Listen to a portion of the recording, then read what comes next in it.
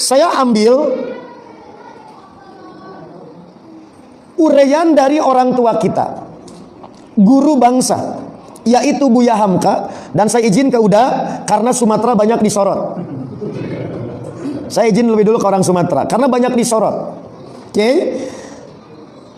Beliau di dalam bukunya berjudul Dari Perbendaharaan Lama, Buya Hamka dengan gamblang beliau merinci berbagai fitnah terhadap Wahabi di Indonesia yang sejatinya bukanlah perkara baru, bukanlah dilakukan baru kemarin sore, tetapi fitnah ini telah berulang kali dilakukan sejak masa penjajahan hingga beberapa kali pemilihan umum yang diselenggarakan pada era Orde Lama.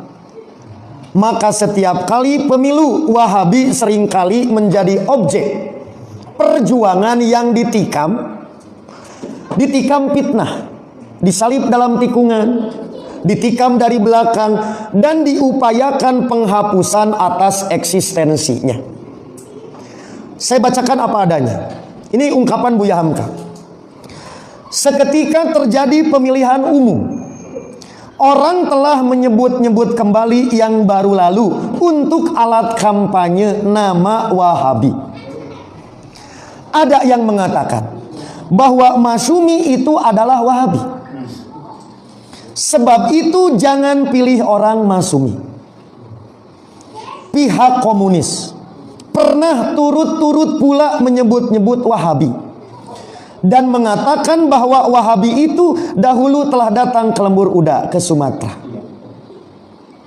Dan orang-orang Sumatera yang memperjuangkan Islam di tanah Jawa ini adalah dari keturunan kaum Wahabi.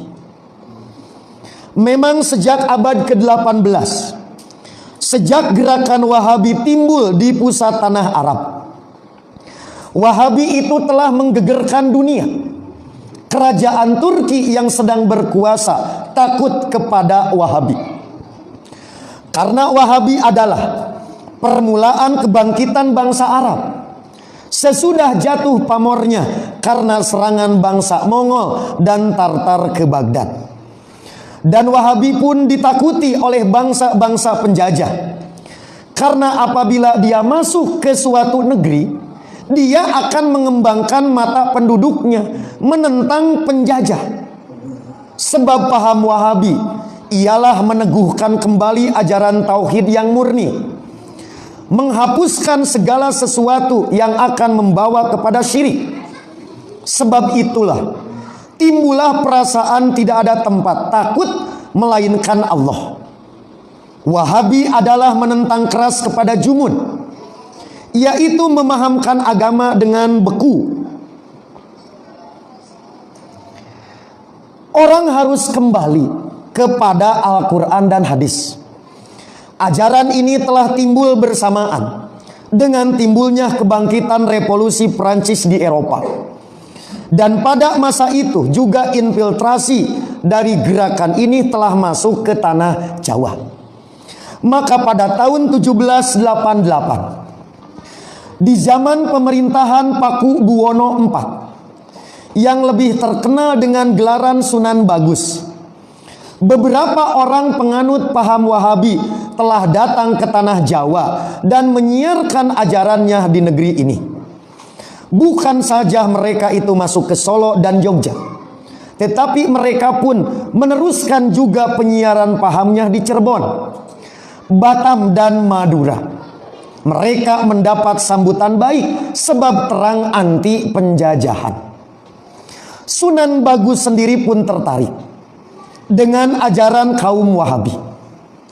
Pemerintah Belanda mendesak agar orang-orang Wahabi itu diserahkan kepadanya. Pemerintah Belanda cukup tahu apakah akibatnya bagi penjajahan jika paham Wahabi ini dikenal oleh rakyat. Padahal ketika itu perjuangan memperkokoh penjajahan belum lagi selesai. Mulanya Sunan Bagus tidak mau menyerahkan mereka. Tetapi mengingat akibat-akibatnya bagi kerajaan-kerajaan Jawa, maka ahli-ahli kerajaan memberi advis kepada Sunan supaya orang-orang Wahabi itu diserahkan saja kepada Belanda. Lantaran desakan itu, maka mereka pun ditangkapi dan diserahkan kepada Belanda. Oleh Belanda, orang-orang itu pun diusir kembali ke tanah Arab. Jadi entong aneh gitu Pak. Kalau ada pernyataan si Anu diusir, ini juga tak terkecuali akan dialami oleh Syekh Ali Jeber. Karena yang dipersalahkan bukan yang ngebunuh, tapi dicek apakah Syekh Ali Jeber dakwahna provokatif, pakai masker ente ketika ngaji di Gading Tutukana. Akhirnya dianggap biang kerok, kena usir titah balik ke Arab. Pola ini sudah ada, bukan pola baru. Menangkap susah, carilah pribumi yang dimungkinkan membantu untuk melenyapkan. Itu berhasil tahun 1788. Tetapi di tahun 1801, artinya 12 tahun di belakang, kaum Wahabi datang lagi. Sekarang bukan lagi orang Arab, melainkan anak Indonesia sendiri, yaitu anak Minangkabau.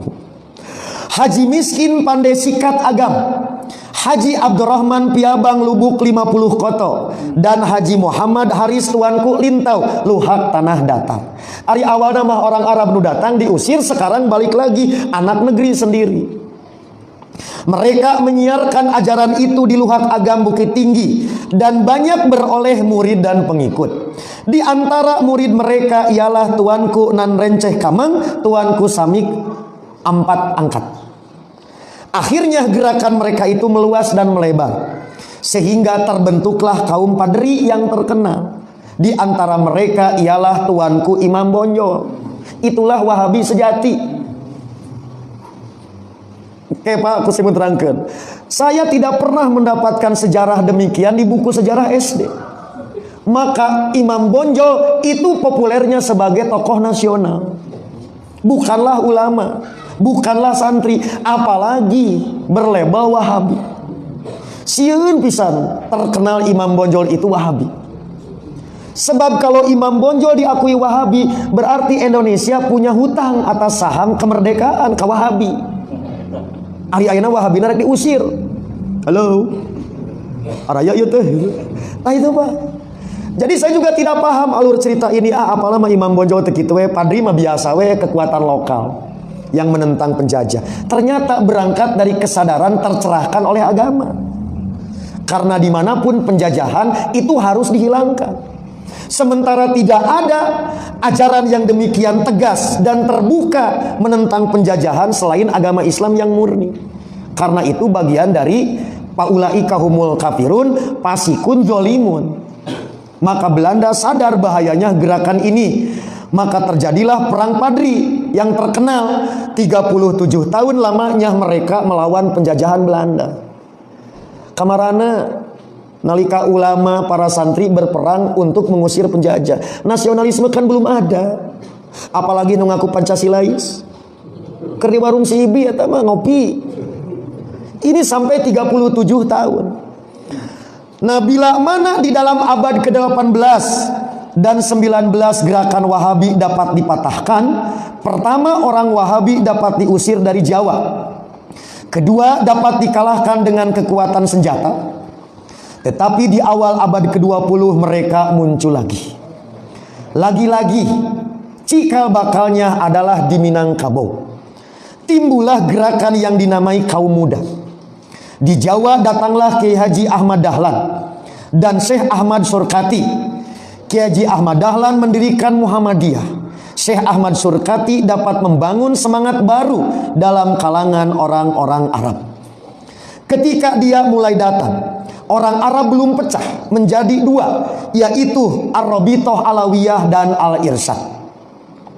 Bahkan yang mendatangkan Syekh itu kemari adalah dari kalangan yang kemudian membentuk Ar-Rabithah Adawiyah. Musuhnya dalam kalangan Islam sendiri, pertama ialah kerajaan Turki. Kedua, kerajaan Syarif di Mekah. Ketiga, kerajaan Mesir. Keempat, ulama-ulama pengambil muka, mengarang buku buat mengkafirkan Wahabi. Itulah 4 musuh utama yang menyertai kelahiran dan gerakan yang dikenal dengan sebutan Wahabi atau Wahabiyah. Bahkan ada di kalangan ulama itu yang sampai hati mengarang buku mengatakan bahwa Muhammad bin Abdul Wahab, pendiri paham ini, adalah keturunan Musailamah Al-Kadzab. Bakat kusieun, si eta mah turunan Nabi Paslu, si Dajjal. Oke? Kata Hamka, pembangunan Wahabi pada umumnya adalah bermadhab Hambali. Tetapi paham itu juga dianut oleh pengikut madhab Syafi'i, sebagian kaum Wahabi Minangkabau, dan juga penganut madhab Hanafi sebagai kaum Wahabi di India. Sekarang Wahabi dijadikan alat kembali oleh beberapa golongan tertentu untuk menekan semangat kesadaran Islam yang bukan surut ke belakang di Indonesia ini, melainkan kian maju dan tersiar. Kebanyakan orang Islam yang tidak tahu di waktu ini, yang dibenci bukan lagi pelajaran Wahabi, namun juga nama Wahabi. Insinyur Dr. Soekarno dalam surat-surat dari ND-nya kelihatannya bahwa pahamnya dalam agama Islam adalah banyak mengandung anasir Wahabi. Kaum komunis Indonesia telah mencoba menimbulkan sentimen umat Islam dengan membangkit-bangkit nama Wahabi. Padahal seketika terdengar kemenangan gilang gemilang yang dicapai oleh Raja Wahabi Ibnu Saud yang mengusir kekuasaan keluarga Syarif dari Mekah. Hingga akhirnya umat Islam mengadakan kongres besar di Surabaya dan mengetok kawat mengucapkan selamat atas kemenangan itu tahun 1925, sampai mengutus 2 orang pemimpin Islam dari Jawa ke Mekah, yaitu Hos Cokroaminoto dan Kiai Haji Mas Mansur, dan Haji Agus Salim datang lagi ke Mekah tahun 1927. Karena tahun 25 dan tahun 26 belum lama, baru 50 tahun lebih saja, maka masih banyak orang yang dapat mengenangkan bagaimana pula hebatnya reaksi pada waktu itu, baik dari pemerintah penjajahan, walau dari umat Islam sendiri yang ikut benci kepada Wahabi, karena hebatnya propaganda kerajaan Turki dan ulama-ulama pengikut Syarif di Mekah. Sekarang pemilihan umum yang pertama sudah selesai. Mungkin menyebut-nyebut Wahabi dan membusuk-busukannya ini akan disimpan dahulu untuk pemilihan umum yang akan datang. Dan mungkin juga propaganda ini masuk ke dalam hati orang, sehingga gambar-gambar figur nasional sebagai Tuanku Imam Bonjol dan Kiai Haji Ahmad Dahlan diturunkan dari dinding. Dan mungkin perkumpulan-perkumpulan yang memang nyata kemasukan paham Wahabi seperti Muhammadiyah, Al-Irsyad, Persis, dan lain-lain diminta supaya dibubarkan saja. Kepada orang-orang yang membangkit-bangkit bahwa pemuka-pemuka Islam dari Sumatera yang datang memperjuangkan di tanah Jawa ini adalah penganut atau keturunan kaum Wahabi, kepada mereka orang-orang dari Sumatera itu mengucapkan banyak-banyak terima kasih, sebab kepada mereka diberikan kehormatan yang begitu besar. Karena tanpa mereka belum tentu kita menjadi tercerahkan, mungkin masih jumud. Belum tentu ada ceritanya di Gading Tutuka ada sinar memancar Quran Sunnah. Tetapi tidak berarti paham Wahabi adalah paham yang dipaksakan. Karena kenyataannya baik mereka Wahabi atau tidak, dan masih banyak yang tidak menganut paham ini di kalangan kaum Masumi.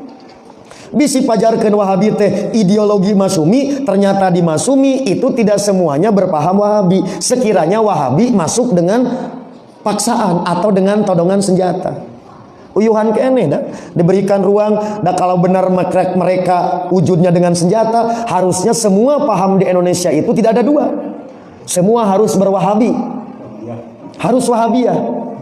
Ternyata banyak yang tidak. Itu menunjukkan bahwa pahamnya ini tidak dipaksakan, baik oleh pengikutnya ataupun kaum muslimin yang sepaham.